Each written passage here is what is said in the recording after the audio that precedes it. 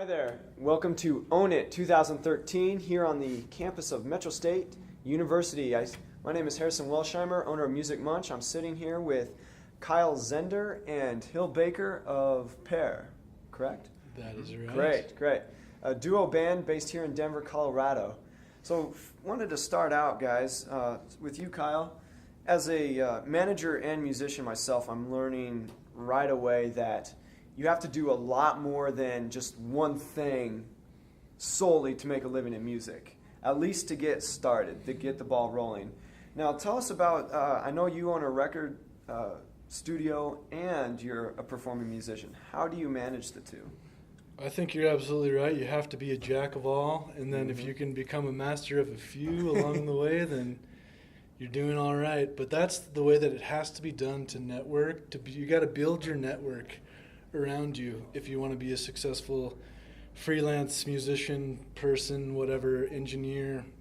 You really have to put yourself out there, do as much as different things as you can, get experience, and meet as many different people as you can, and that's my goal, and that's what I'm all about, and that's how I feel like I've been able to gain a little bit of a success along the way. Yep. You said networking. That is something that I hear a lot because I do a lot of studying on my own, and that is almost always after talent and hard work. It's networking. It's who you know. It's who you know, and I think in this business for sure, definitely you got to have that talent to show them. But the person who knows the most usually wins the game. And that's why we're here, really. I mean, Yep. I met Angela Kerr through the Driftin' Sons, who I met through working at the Toad Tavern, and then I recorded their album. Right.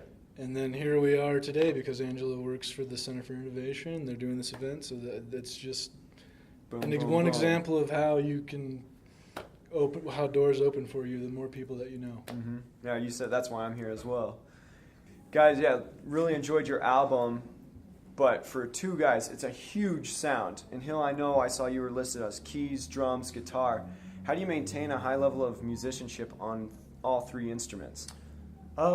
Thanks. Certainly, it really boils down to just playing as much as possible and practicing as much as possible. I've sort of moved from instrument to instrument over the years for a number of different reasons, but ultimately, it's a good challenge to try to play more than one instrument at once, particularly to play the keyboard and the drum parts at the same time. And logistically speaking, it's much easier. Although that's a limitation in some ways, it's also very very liberating in some ways too. And it's logistically much easier for us to just be a duo and just work with two people. It makes a lot of other things easier. So. Yeah, I imagine moving equipment, your setup is a lot easier in ways because this is what we have and this is what we know. We know how to work around each other. Sure, and scheduling rehearsals, writing music course. Is much easier when you're just collaborating with one other individual. And then you get to split money. It's a lot more lucratively. There's a lot of advantages. For sure. We're going to start seeing a lot more duos after this interview. It makes you really... Bob, we're cutting you out of the band. Yeah.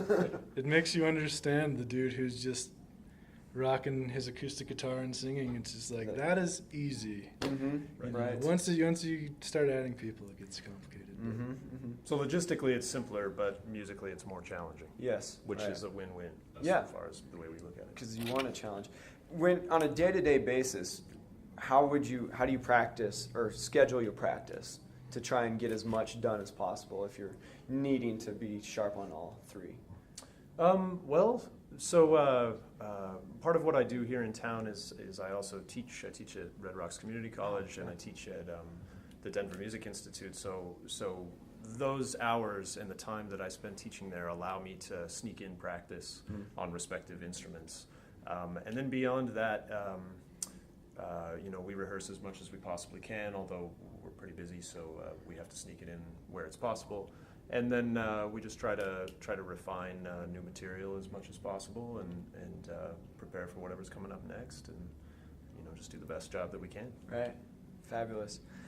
So last question for the both of you: what does own it mean to you from an entrepreneurial perspective?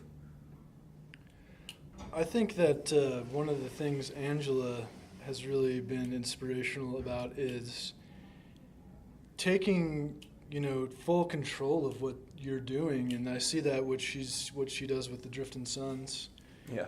There's so many facets to what you do as a musician and as a self-managing band, that Own It is kind of just a really cool way that we can all kind of get together and show everybody this is what we do, this is what we're trying to put out there, and really just showing people like this is the fruits of what we are doing. Mm-hmm. And that also goes for me for I'm going to be mixing the show, so that's just another thing as well, just Right. getting ourselves out there.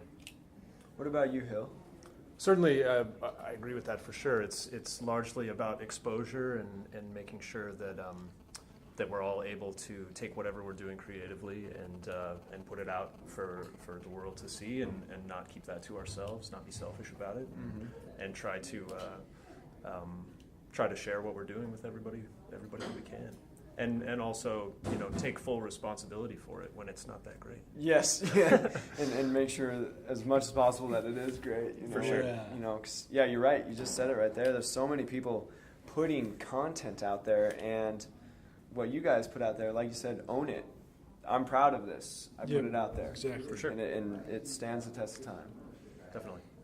Gentlemen, it was a pleasure. Thank you very Thank you, much. Harrison. Cheers. Cheers.